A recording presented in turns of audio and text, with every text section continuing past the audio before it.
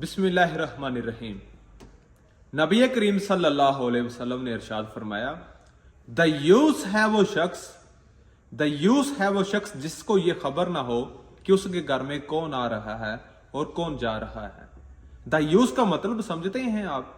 अगर माइंड ना करें तो दयूस का मतलब है बेगैरत। नबी करीम सल्लल्लाहु अलैहि वसल्लम ने बेगैरत कहा है, यानी कि उसको गैरत नहीं है कि उसके घर में कौन आ रहा है और कौन जा रहा है। इससे मुराद है गैर महरम। गैर महरम वो ही नहीं है कि जिसको आप जानते नहीं, बल्कि आपकी फैमिली में भी गैर महरम मौजूद हैं, यानी कि चचाजाद, फूफीजाद, खालाजाद, ये रिश्ते भी गैर महरम होते हैं, जबकि हम इन रिश्तों का ख्याल नहीं करते। हमारी बहनें, बेटियां, माएँ इनको देखकर सर में दुपट्टा नहीं लेती।